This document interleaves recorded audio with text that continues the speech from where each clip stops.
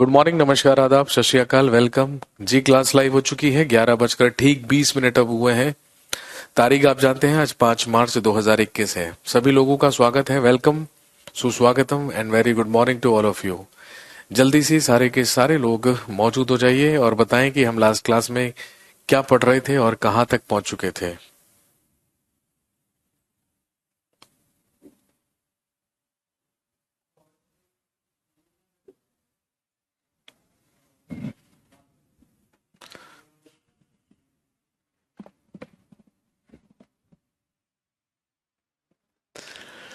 Okay, हम लोग पढ़ रहे थे दिल्ली सल्तनत, मेडिवल इंडिया, मध्यकालीन भारत में हम दिल्ली सल्तनत के बारे में चर्चा कर रहे थे। और आप जानते हैं कि दिल्ली सल्तनत में हमने कंप्लीट कर लिया था स्लेव डायनेस्टी, गुलाम वंश। गुलाम वंश के बाद हमने खिलजी डायनेस्टी, खिलजी वंश शुरू किया था, और जिसमें हम लोग बात कर चुके थे जलालुद्दीन फिरोज खिलजी के बारे में। और जलालुद्दीन फिरोज खिलजी के ही बाद आप सब अच्छी तरीके से जानते हैं कि खिलजी डायनेस्टी का अगला सुल्तान बना अलाउद्दीन खिलजी, जिसके बारे में आज हम बात करेंगे और आज हम पढ़ना शुरू करेंगे। चलिए शुरू करते हैं, लेट्स कंटिन्यू। हम पढ़ रहे हैं मेडिवल इंडिया,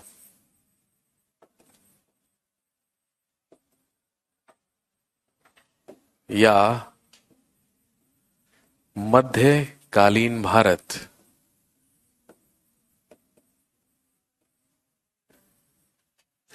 मेडिवल इंडिया या मध्यकालीन भारत, जिसमें बात हो रही है दिल्ली सल्तनत के बारे में।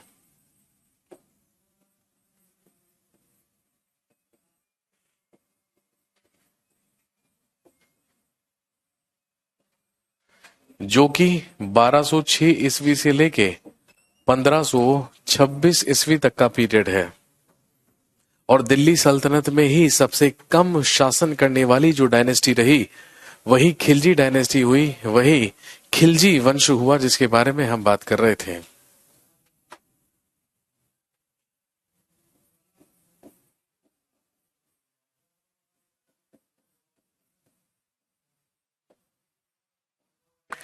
खिलजी डायनेस्टी या खिलजी वंश 1290 से लेके 1320 ईस्वी तक का पीरियड ही क्या कहलाता है? खिलजी वंश। और इसमें हम बात करेंगे सुल्तान अलाउद्दीन खिलजी के बारे में। 1296 से लेके 1316 तक अलाउद्दीन खिलजी।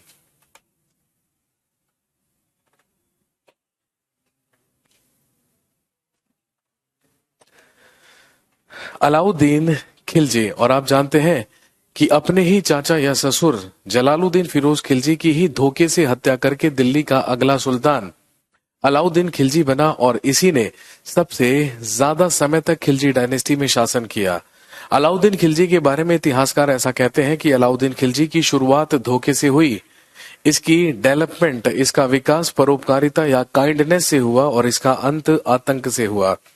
इनिशियली इसने धोखे से अपने ही चाचा या ससुर जलालुद्दीन फिरोज खिलजी की हत्या करके दिल्ली का सिंहासन प्राप्त किया। शायद इसी वजह से आप जानते हैं कि इतिहासकारों ने कहा कि इसकी शुरुआत धोखे से हुई। लेकिन शुरुआत में इसने जनता की भलाई के लिए, जनता के ही रिफॉर्म्स के लिए काम किए, और वो जनता जो बलबन जैसे खूंखार शासकों के अतिक्रमणों से ग्रस्त थी या फिर परेशान थी, ऐसे में एक बड़ी राहत तब मिली जब अलाउद्दीन खिलजी दिल्ली का सुल्तान बना। क्योंकि अलाउद्दीन खिलजी के ही बारे में संस्कृत भाषा में लिखा हुआ एक अभिलेख मिला है, जिसे हम जोधपुर इंस्क्रिप्शन या जोधपुर अभिलेख कहते हैं।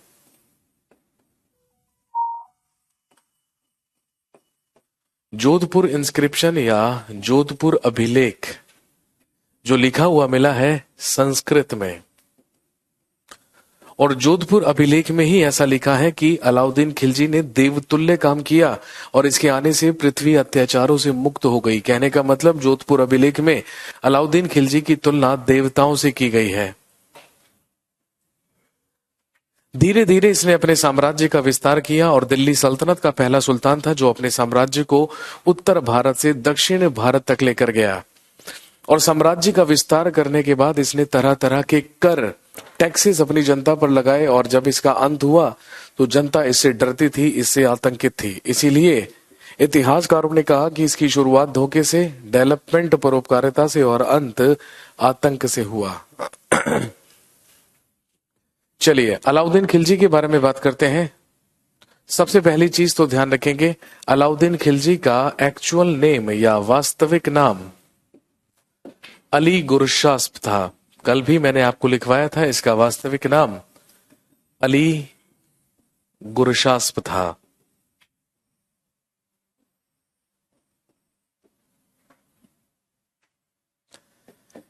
लिखेंगे he was first sultan of Delhi.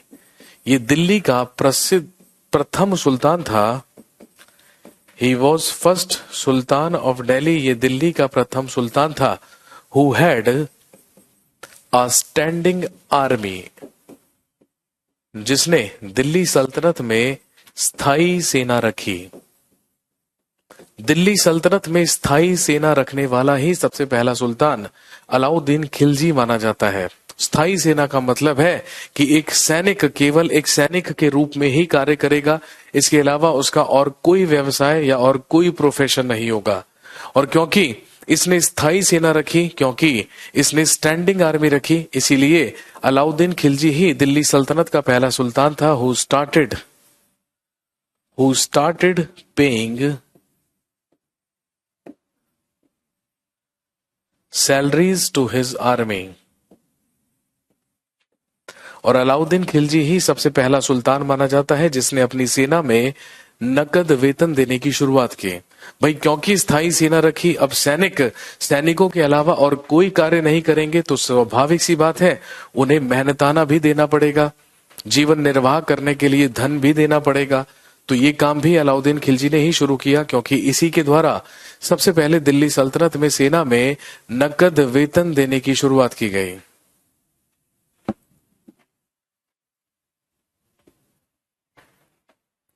इसके अलावा ध्यान रखेंगे अलाउद्दीन खिलजी के ही दरबार में एक प्रसिद्ध कवि हुआ करते थे जिन्हें हम अमीर खुसरो के नाम से जानते हैं। तो प्रसिद्ध कवि अमीर खुसरो जो हुए हैं, ये भी अलाउद्दीन खिलजी के ही समकालीन थे, अलाउद्दीन खिलजी के ही दरबार में रहा करते थे। हालांकि यदि अमीर खुसरो के कवि के रूप में करियर के बारे में बात करें तो ध्यान रखेंगे इन्होंने तो बलबन के ही शासनकाल से कवि के रूप में अपना करियर शुरू कर दिया था। कहने का मतलब अमीर खुसरो बलबन के भी समकालीन हुए हैं।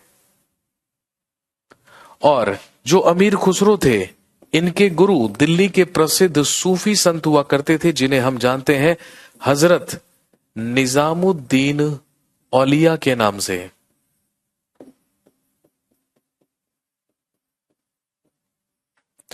लेकिन ये दरबारी कवि हुआ करते थे, कोर्ट पोएट हुआ करते थे अलाउद्दीन खिलजी के। अमीर खुसरो को ही आप जानते हैं तोताए हिंद कहा जाता है, या पैरट ऑफ इंडिया ही कौन कहलाते हैं? अमीर खुसरो कहलाते हैं। अमीर खुसरो के ही द्वारा सितार और तबले का आविष्कार किया गया। इसके अलावा अमीर खुसरो ने ही खड़ी बोली बनाई, और गायकी में जो कव्वाली गायकी है उसका इन्वेंशन करने का, उसका निजात करने का श्रेय भी किसको जाता है? अमीर खुसरो को जाता है। अमीर खुसरो के ही द्वारा कश्मीर को कहा गया धरती का स्वर्ग, पैराडाइज ऑफ अर्थ। और ध्यान रखेंगे अमीर खुसरो ने ही अलाउद्दीन खिलजी को उपाधि दी थी, टाइटल दिया था और कहा था सुल्तान जहां।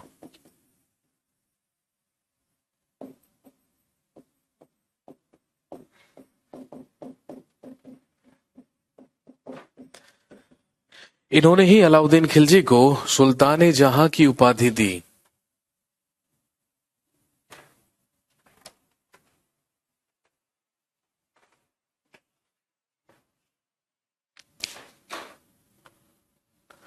ओ माय गॉड, निजामुद्दीन औलिया तो अकबर के गुरु थे। अच्छा जी, बेटे कहां से पढ़ा ये आपने? ये आपको किसने बताया कि निजामुद्दीन औलिया अकबर के गुरु थे? क्योंकि अकबर तो पैदा भी नहीं हुआ था जब तक हजरत निजामुद्दीन औलिया की मृत्यु भी हो चुकी थी। ये किसने बता दिया आपको?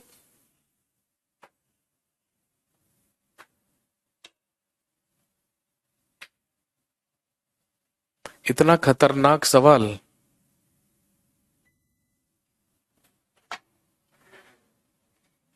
क्या हुआ?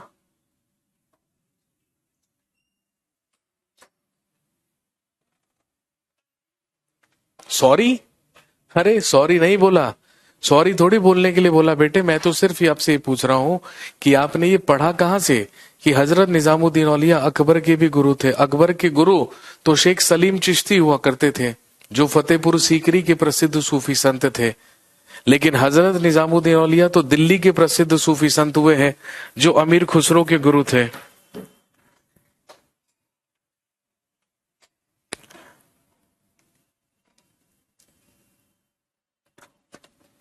इसके बाद हम बात करते हैं अलाउद्दीन खिलजी के मिशंस के बारे में या अभियानों के बारे में।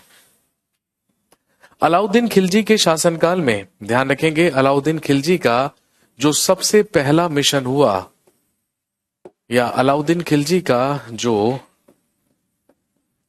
प्रथम अभियान हुआ वो 1298 में माना जाता है गुजरात मिशन या गुजरात अभियान।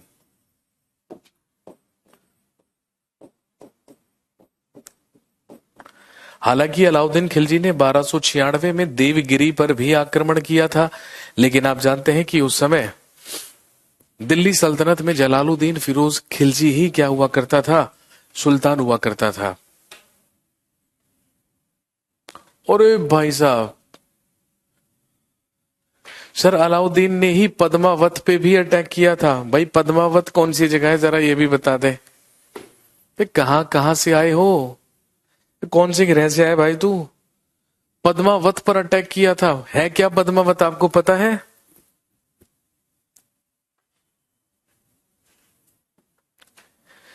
अलाउद्दीन खिलजी का सबसे पहला अभियान 1298 ईस्वी में गुजरात पर हुआ। और ध्यान रखेंगे, अलाउद्दीन खिलजी की सेना का नेतृत्व इसके दो सेनापतियों के द्वारा किया गया, जिनके नाम, एक का नाम था उलूग खान और दूसरे का नाम था नुसरत खान।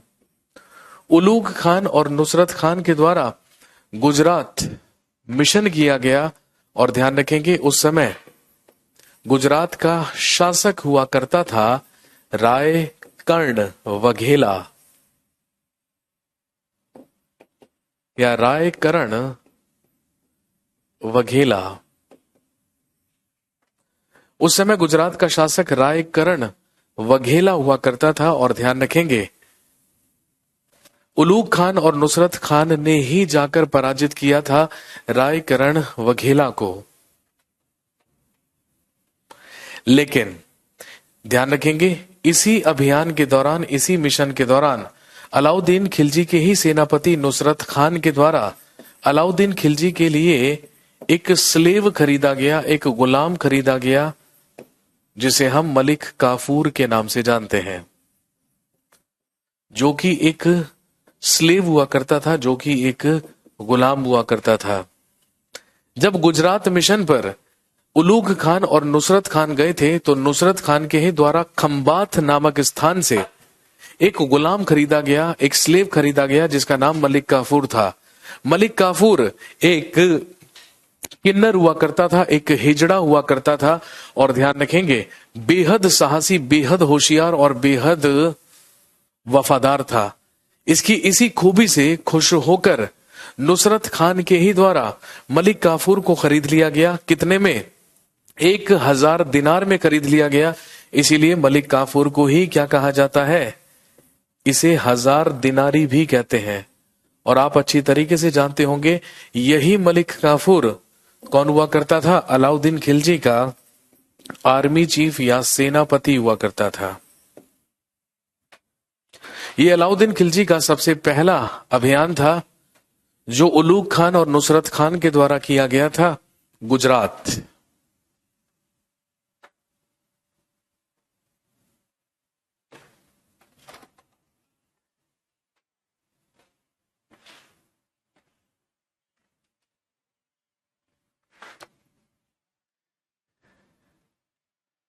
इसके बाद 1301 ईस्वी में हुआ रणथंबोर मिशन।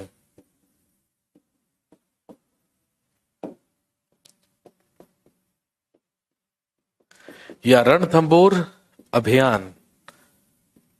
और आप जानते हैं रणथंबोर कहां पर है? राजस्थान में है रणथंबोर। इस अभियान का भी या इस अभियान में भी अलाउद्दीन खिलजी की सेना का नेतृत्व किया था उलूग खान और नुसरत खान ने। लेकिन ध्यान रखेंगे इसी अभियान के दौरान नुसरत खान मारा गया था। आपसे पूछेंगे कि जब अलाउद्दीन खिलजी का रणथंबोर अभियान हुआ तो उस समय वहां का शासक कौन हुआ करता था? ध्यान रखेंगे राणा हमीर देव। उस समय वहां का शासक राणा हमीर देव हुआ करता था। इस अभियान पर भी उलूग खान और नुसरत खान को भेजा गया और इसी अभियान के दौरान जो नुसरत खान था, ध्यान रखेंगे, वो मारा गया। लेकिन इस अभियान में भी सफलता अलाउद्दीन खिलजी की सेना को मिली और राणा हमीर देव को पराजित करके उसकी हत्या कर दी गई। और ध्यान रखेंगे राणा हमीर देव के ही मर जाने के बाद रणथंबोर की जितनी भी महिलाएं थी या राणा हमीर देव के महल में जितनी भी स्त्रियां थी, सारी की सारी स्त्रियों ने एक साथ आग में कूदकर क्या कर लिया था? जौहर कर लिया था।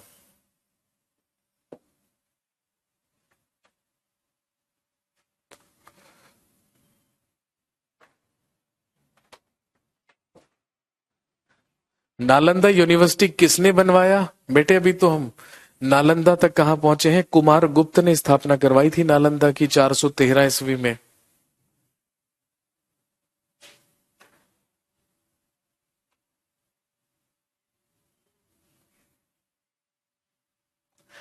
लेकिन आप जानते हैं अलाउद्दीन खिलजी का सबसे प्रसिद्ध अभियान, जिस अभियान पर अलाउद्दीन खिलजी खुद गया, वो 1303 ईस्वी में हुआ था, जिसे हम चित्तौड़ मिशन या चित्तौड़ अभियान के नाम से जानते हैं।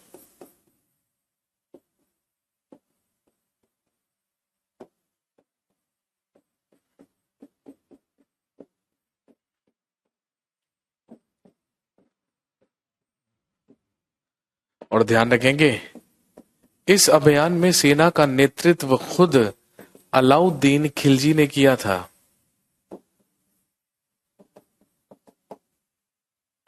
चित्तौड़ मिशन।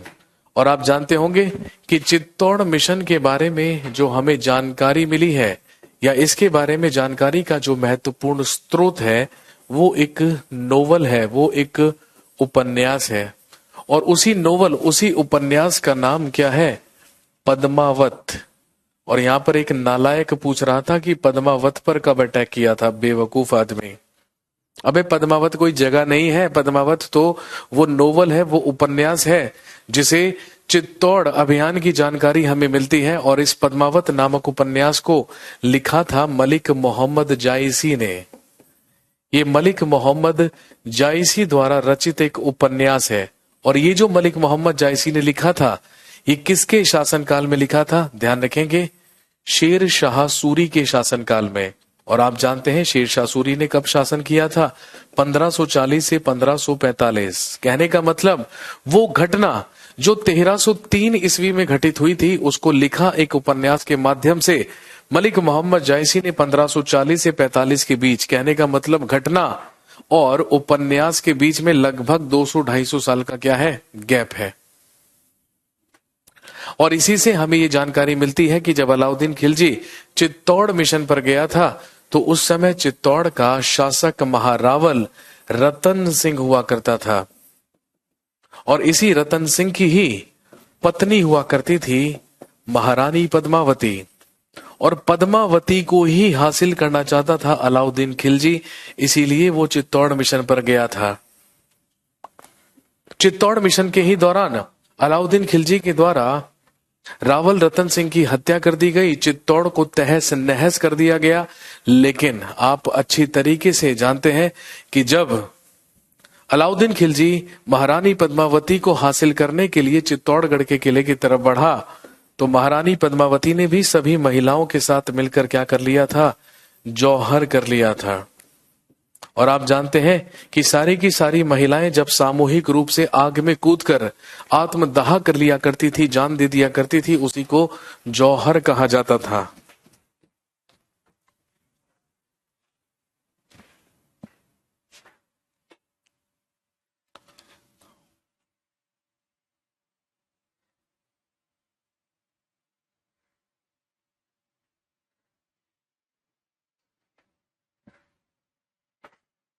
ये अलाउद्दीन खिलजी का सबसे प्रसिद्ध अभियान माना जाता है।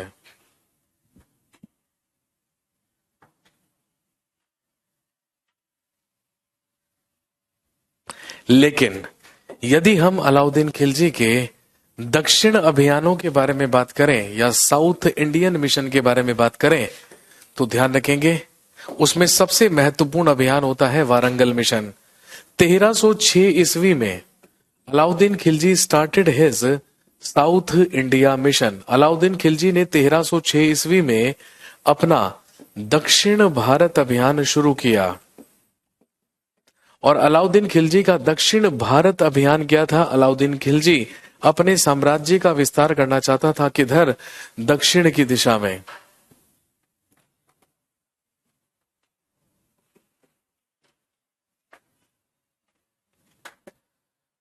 तेरह सौ छह ईस्वी से अलाउद्दीन खिलजी ने अपना दक्षिण भारत अभियान शुरू किया और जिसके तहत मलिक काफूर सबसे पहले 1307 ईस्वी में कहा गया था?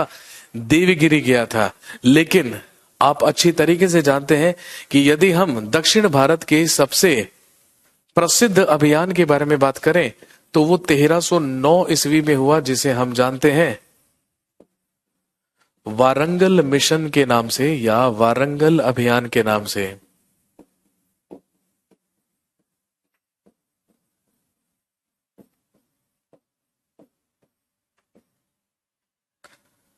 और आप जानते हैं कि दक्षिण भारत में तेलंगाना की राजधानी हुआ करती थी वारंगल, और वारंगल अभियान पर ही भेजा गया था अलाउद्दीन खिलजी का ही सेनापति। कई बार आपसे पूछेंगे एग्जाम में, बताइए अलाउद्दीन खिलजी ने अपने दक्षिण भारत अभियान पर किसे भेजा था?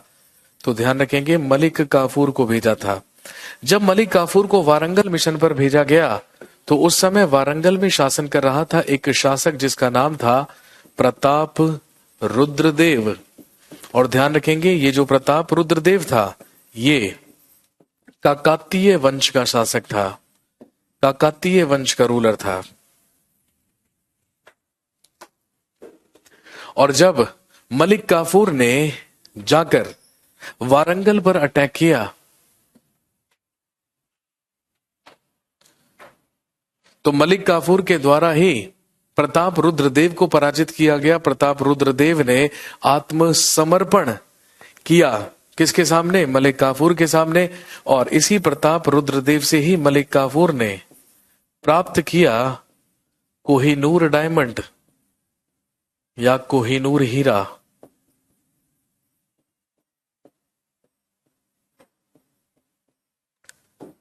दो सवाल बनेंगे। कोहिनूर हीरे को सबसे पहले दक्षिण भारत से उत्तर भारत में लेकर कौन आया? He was Malik Kafur. और दूसरा सवाल आपसे पूछेंगे कि बताइए कोहिनूर हीरा सबसे पहले दिल्ली के किस सुल्तान को मिला था? तो आप जानते हैं कि वो कौन है? अलाउद्दीन खिलजी।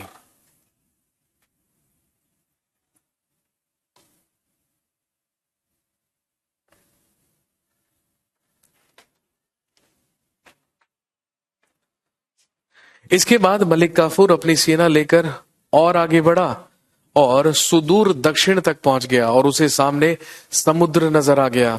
और जब उसे समुद्र नजर आया तो मलिक काफूर को लगा कि बस दुनिया यहीं तक है और पूरी की पूरी दुनिया को जीत लिया अलाउद्दीन खिलजी ने। इसीलिए मलिक काफूर के द्वारा अलाउद्दीन खिलजी को विश्व विजेता घोषित कर दिया गया। और दक्षिण भारत तक अपने साम्राज्य का विस्तार करने के बाद Alauddin Khilji took the title of Sikandar Ishani.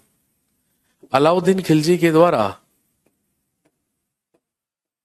Sikandar Ishani की उपाधि धारण की गई। सिकंदर ईसानी का मतलब है दूसरा सिकंदर, अलेक्जेंडर सेकंड।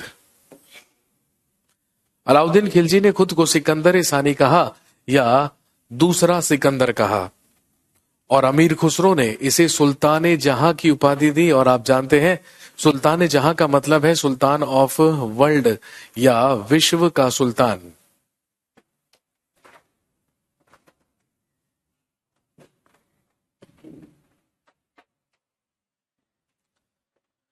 दक्षिण भारत तक साम्राज्य का विस्तार अलाउद्दीन खिलजी कर चुका था। इसके बाद ध्यान रखेंगे इसने दो प्रकार के प्रमुख टैक्सेस जनता पर लगाए, जिन्हें घरई और चरई कहा जाता था। इंपॉर्टेंट क्वेश्चन है कि बताइए घरई और चरई नामक कर किस सुल्तान के द्वारा लगाए गए थे। तो ध्यान रखेंगे घरई वॉज बेसिकली हाउस टैक्स, और चरई जो हुआ करता था वो मवेशी कर हुआ करता था, एनिमल्स फीडिंग टैक्स हुआ करता था। यदि किसी का मवेशी सरकारी जमीन पर घास भी चर लेगा तो उसे क्या देना होगा, एक कर देना होगा जिसे चरई कहा जाता था। इतना ही नहीं, इसके अलावा अलाउद्दीन खिलजी ने अपने शासनकाल में कुछ मॉन्यूमेंट्स, कुछ स्मारकों का निर्माण करवाया। तो अलाउद्दीन खिलजी के शासनकाल में बनवाई गई कुछ प्रमुख स्मारक या मॉन्यूमेंट्स कौन कौन से हैं। सबसे पहले लिखिए अलाई दरवाजा, अलाई मीनार, इसके अलावा हौज खास,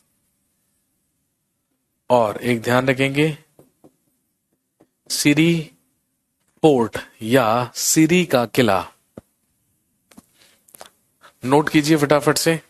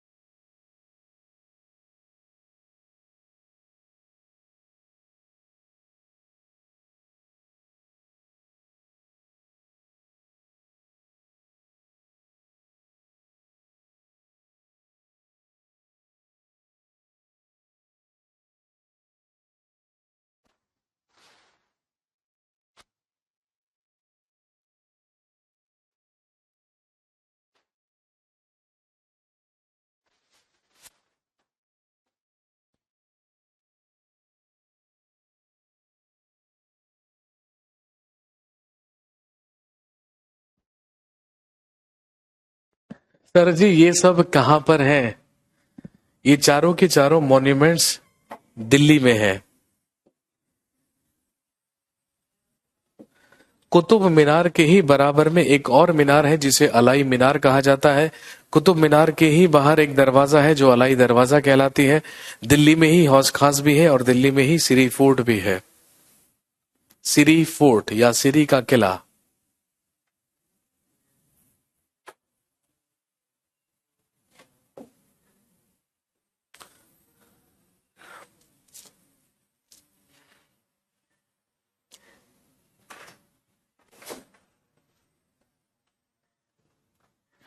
इसके अलावा लिखिए ही ऑल्सो स्टार्टेड हुलिया दाग सिस्टम। अलाउद्दीन खिलजी के ही द्वारा हुलिया दाग प्रथा की शुरुआत की गई। हुलिया दाग प्रथा का मतलब था अलाउद्दीन खिलजी के द्वारा अपने हर सैनिक का एक स्केच बनवाया गया, एक हुलिया बनवाया गया, और हमेशा उस व्यक्ति को अपना स्केच, अपना हुलिया अपने साथ रखना अनिवार्य हुआ करता था। और इसके अलावा अलग अलग प्रांतों के घोड़ों पर अलग अलग प्रकार के दाग लगवाए जाते थे जिसे हुलिया दाग प्रथा कहा जाता था। ये शुरू अलाउद्दीन खिलजी ने किया था, लेकिन ध्यान रखेंगे आगे चलकर हुलिया दाग प्रथा को मुगल पीरियड में शेर शाह सूरी के द्वारा भी अपनाया जाएगा। इसके अलावा लिखेंगे he fixed the prices of commodities in his market.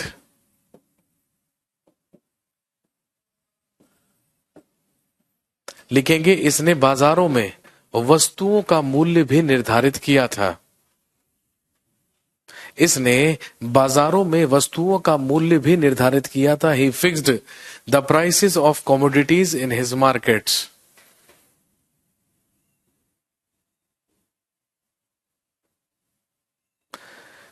Sir मसाहत सिस्टम क्या है बेटे? भूमियों है ना और जमीनों को नापने का ही एक पैमाना बनाया गया था जिसको मसाहत सिस्टम कहा जाता था।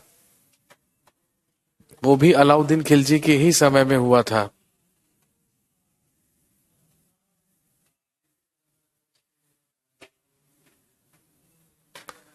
अमीर खुसरो की मृत्यु कब हुई? ध्यान रखेंगे अमीर खुसरो की मृत्यु सुल्तान मोहम्मद बिन तुगलक के शासनकाल में हुई थी।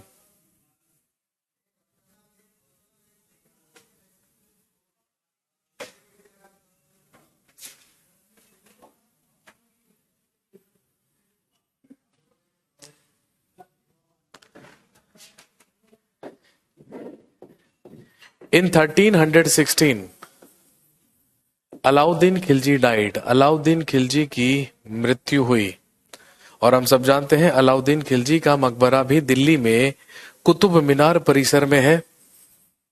अलाउद्दीन खिलजी का मकबरा। अलाउद्दीन खिलजी के मरने के बाद दिल्ली का अगला सुल्तान बना मुबारक शाह खिलजी। 1316 ईस्वी से लेकर 1320 ईस्वी तक मुबारक शाह खिलजी।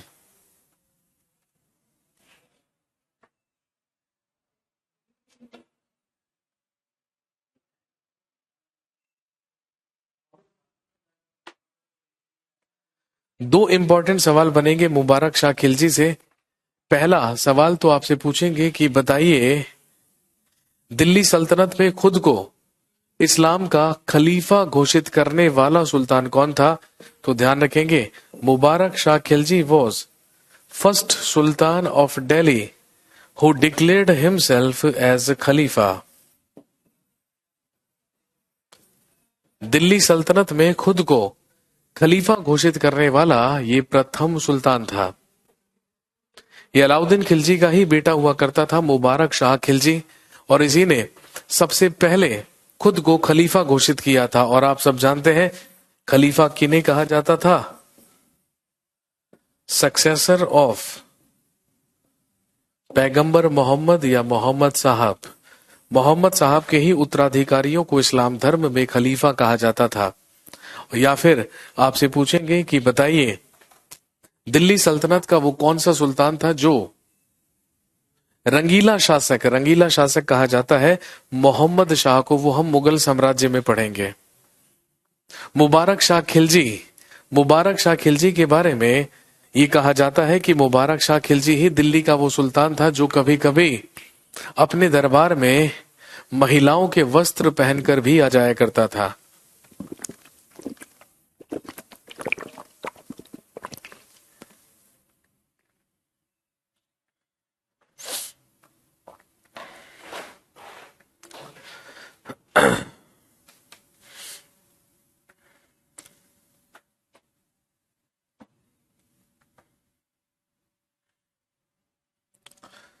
इसके बाद ध्यान रखेंगे 1320 ईस्वी में मुबारक शाह खिलजी को ही सिंहासन से हटाकर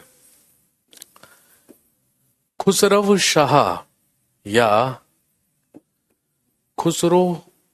शाह दिल्ली के सिंहासन पर बैठा और अगला सुल्तान बन गया।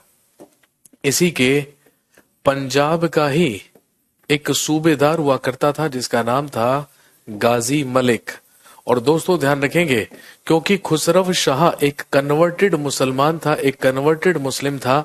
इसने, ये पहले हिंदू हुआ करता था लेकिन इसने बाद में इस्लाम धर्म कबूल किया था, इसीलिए ध्यान रखेंगे।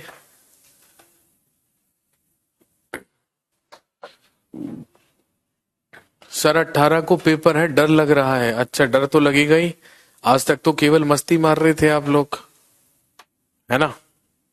क्योंकि यहाँ पर आधे से ज्यादा स्टूडेंट को तो यही लगता है कि यदि सर ने कोर्स कंप्लीट करा दिया तो हमारा सिलेक्शन हो जाएगा। ठीक है, इस गलत फहमी में कभी मत रहना। सिलेक्शन उसी का होगा, ठीक है, जिसको सेल्फ स्टडी करनी आती होगी, जिसको खुद से पढ़ना आता होगा। अब आप खुद देख सकते हैं कि जिन लोगों का सिलेबस ही कंप्लीट नहीं है ना, जिन लोगों ने, ऐसे थोड़ी एग्जाम क्वालिफाई होते हैं कि एग्जाम आने वाला है और एग्जाम से 1-1.5 महीने पहले, 2 महीने पहले करियर विल पर जाकर एडमिशन ले लिया और सोच लिया कि बस हो गया सिलेक्शन। ऐसे थोड़ी सिलेक्शन होते हैं। अब यहां पर हर कोई मुझे यही कमेंट कर रहा है कि हमारा 18 को एग्जाम है, क्या तब तक सिलेबस पूरा हो जाएगा। हम तो हमारी तरफ से सिलेबस करा देंगे, बट आप क्या करेंगे, सिलेबस कंप्लीट कराने से थोड़ी सिलेक्शन मिलते हैं। हम तो आपको केवल बता ही तो सकते हैं कि ये चीजें इंपॉर्टेंट हैं एग्जाम के लिए, आपको याद तो खुद ही करना है।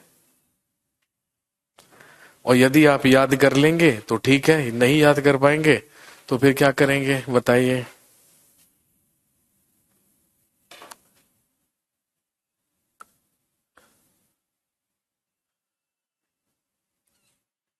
जो पढ़ाया जा रहा है उस पर किसी का ध्यान नहीं है, बस इनको ये जानना है कि सिलेबस कब कंप्लीट होगा।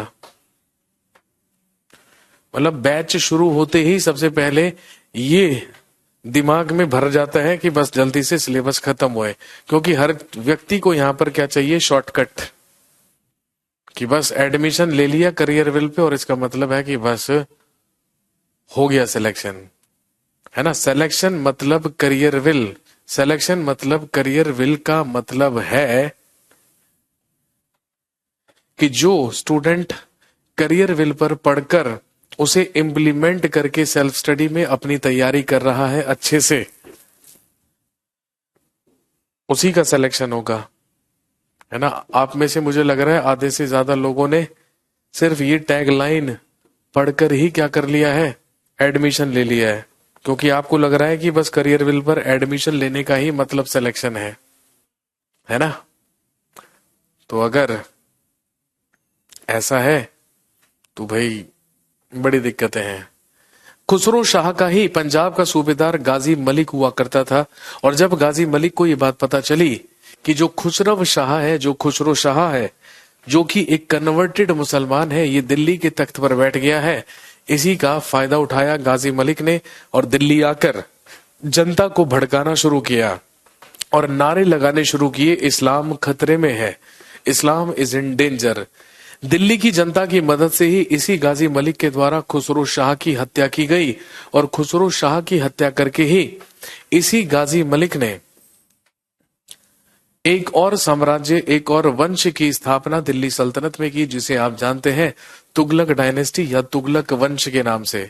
और ध्यान रखेंगे, यही गाजी मलिक दिल्ली का अगला सुल्तान बना by the name of Ghiyasuddin Tughlaq. तो हम सब जानते हैं कि दिल्ली सल्तनत में खिलजी डायनेस्टी या खिलजी वंश के बाद जो अगला वंश आया, जो अगली डायनेस्टी आई, that is known as Tughlaq dynasty.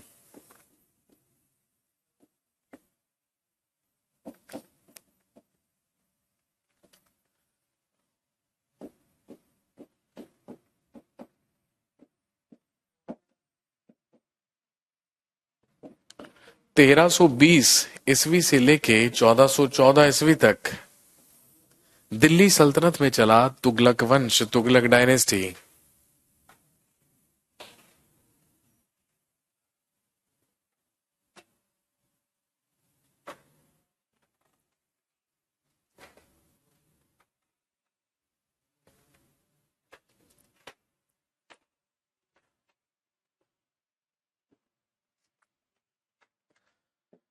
और ध्यान रखेंगे, the founder of Tughlaq dynasty या तुगलक वंश का संस्थापक हुआ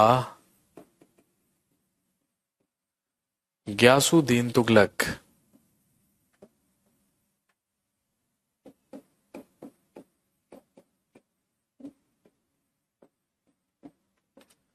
ग्यासुद्दीन तुगलक 1320 ईस्वी से 1325 ईस्वी तक। और हम सब जानते हैं इसी का एक्चुअल नेम या इसी का वास्तविक नाम था गाजी मलिक।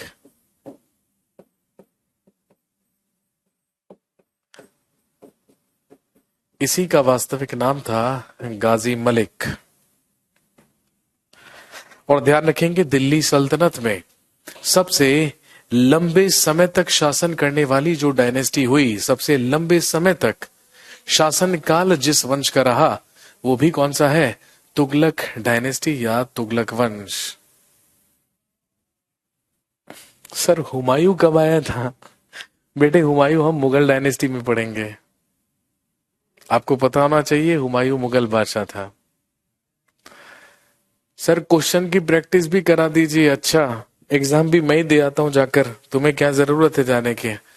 तुम तो शहजादे हो, शहजादे सलीम, है ना?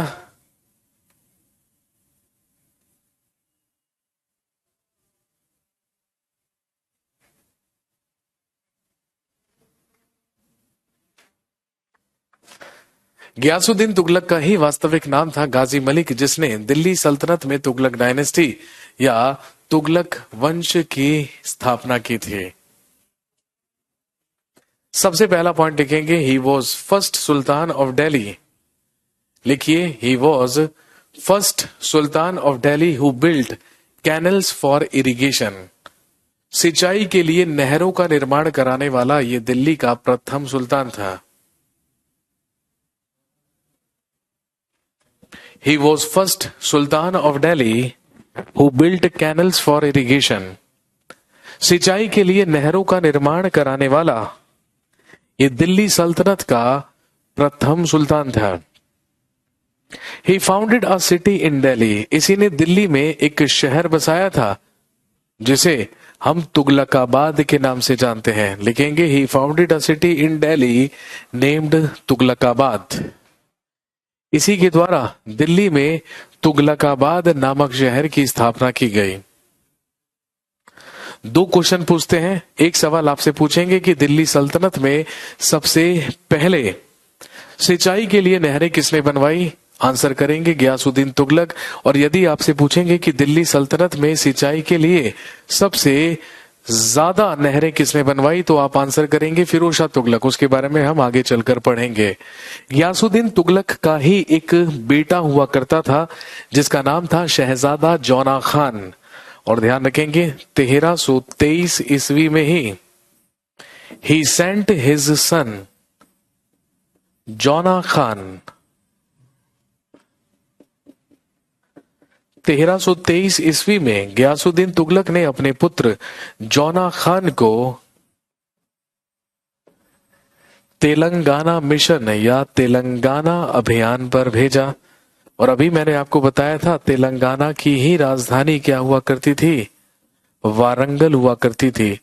और जो वारंगल के काकातीय शासक थे, काकातीय वंश के रूलर थे, तुगलक डायनेस्टी शुरू होते ही उन्होंने बगावत कर दी थी दिल्ली सल्तनत के खिलाफ और फिर से क्या कर दिया था? अपने आप को स्वतंत्र घोषित कर दिया था। और आप अच्छी तरीके से जानते हैं कि जब 1323 ईस्वी में ग्यासुद्दीन तुगलक ने अपने बेटे जौना खान को तेलंगाना मिशन पर भेजा, तो जौना खान ने ही जाकर तेलंगाना पर अटैक किया और तेलंगाना की राजधानी वारंगल का नाम बदलकर इसने क्या रख दिया? सुल्तानपुर। और वारंगल को क्या कहा जाने लगा? सुल्तानपुर कहा जाने लगा।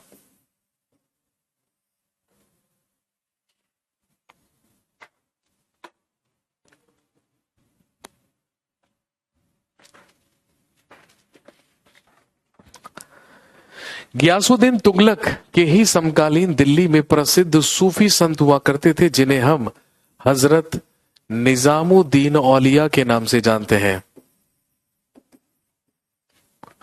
हजरत निजामुद्दीन औलिया गयासुद्दीन तुगलक के ही समकालीन दिल्ली में एक प्रसिद्ध सूफी संत हुआ करते थे।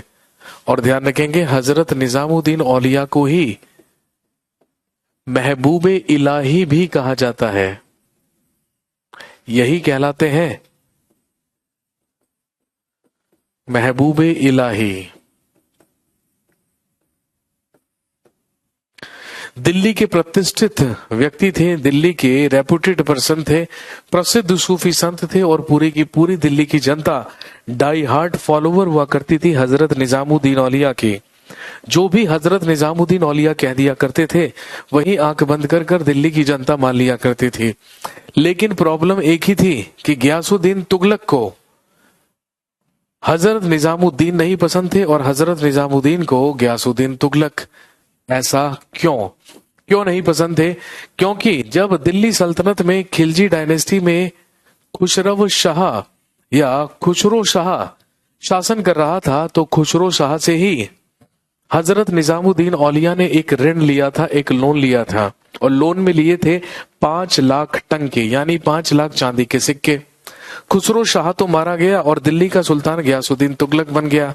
अब गयासुद्दीन तुगलक ने वो 5 लाख चांदी के सिक्के वापस मांग लिए हजरत निजामुद्दीन औलिया से और हजरत निजामुद्दीन औलिया ने वो लौटाने से मना कर दिया।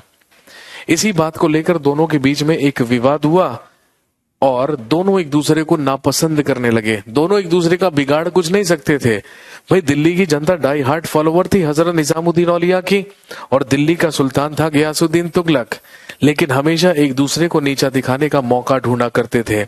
एक बार 1325 ईस्वी में बंगाल में एक विद्रोह हुआ जिसे हम जानते हैं रिवोल्ट ऑफ बुगारा खान के नाम से।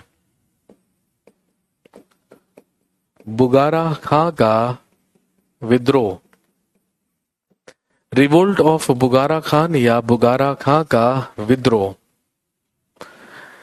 बंगाल का ही सूबेदार हुआ करता था बुगारा खान, जिसने खुद को बंगाल में स्वतंत्र घोषित कर दिया, इंडिपेंडेंट घोषित कर दिया और दिल्ली सल्तनत के अधीन कार्य करने से मना कर दिया। जब ये विद्रोह बुगारा खान के द्वारा बंगाल में किया गया तो इसी विद्रोह को कंट्रोल करने के लिए, नियंत्रित करने के लिए गयासुद्दीन तुगलक दिल्ली से कहा चला गया? बंगाल। और जैसे ही गयासुद्दीन तुगलक दिल्ली से बंगाल गया, पीछे से मौका मिल गया हजरत निजामुद्दीन औलिया को। हजरत निजामुद्दीन औलिया ने भविष्यवाणी कर दी कि अब गयासुद्दीन तुगलक कभी भी दिल्ली वापस लौट कर नहीं आएगा, इसीलिए भूल जाइए गयासुद्दीन तुगलक को और जौना खान को ही अपना अगला सुल्तान मान लीजिए। वो चांदी के सिक्के जो वापस करने थे सुल्तान को, वो दिल्ली की जनता में बंटवा दिए हजरत निजामुद्दीन औलिया ने और सारी की जनता को अपने फेवर में कर लिया। जनता तो डाई हार्ट फॉलोवर थी, सबने हजरत निजामुद्दीन औलिया की बात मान ली।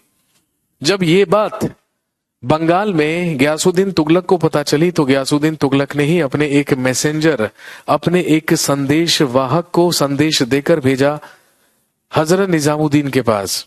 और जब वो संदेश वाहक निजामुद्दीन के पास संदेश लेकर आया तो उसने कहा कि सुल्तान ने आदेश दिया है कि मेरे बंगाल से वापस लौटने से पहले आप दिल्ली छोड़कर चले जाना। यदि आप दिल्ली छोड़कर नहीं गए तो आपको मृत्यु दंड दे दिया जाएगा, आपकी हत्या कर दी जाएगी। जैसे ही ये बात हजरत निजामुद्दीन औलिया ने सुनी, हजरत निजामुद्दीन औलिया ने प्रसिद्ध शब्द कहे, हनूज दिल्ली दूर अस्त, कि अभी दिल्ली दूर है।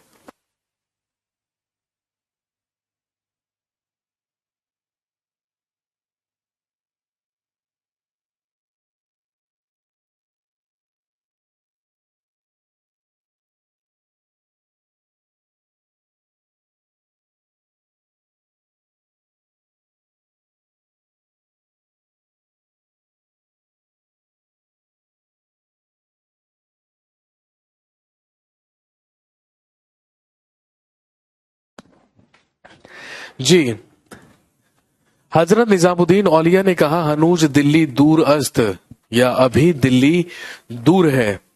मेरी भविष्यवाणी है जो कभी भी गलत नहीं हो सकती है, जो कभी भी इनकरेक्ट नहीं हो सकती है। मैं अभी भी यही कह रहा हूं कि हजरत निजामुद्दीन ने कहा कि मैं अभी भी यही कह रहा हूं कि गियासुद्दीन तुगलक कभी भी वापस नहीं लौटेगा। संदेशवाहक ने वापस जाकर ये सारी की सारी बात गियासुद्दीन तुगलक को बताई। और ध्यान रखेंगे, जब बंगाल के विद्रोह को नियंत्रित करके गियासुद्दीन तुगलक वापस लौटने लगा तो दिल्ली के ही बाहर तुगलकाबाद में गियासुद्दीन तुगलक के ही स्वागत में एक वुडन पैलेस या एक लकड़ी का महल बनवाया गया और एक भव्य कार्यक्रम का आयोजन किया गया गियासुद्दीन तुगलक के ही स्वागत में। और जब वो दिल्ली के लिए वापस लौटा तो दिल्ली के ही बाहर तुगलकाबाद में उसे रोक लिया गया, उसका भव्य स्वागत किया गया। उससे कहा गया कि आपकी शान में एक लकड़ी का महल बनवाया गया है, आप इसके अंदर जाकर रेस्ट कीजिए और बताइए ये महल आपको कैसा लगा।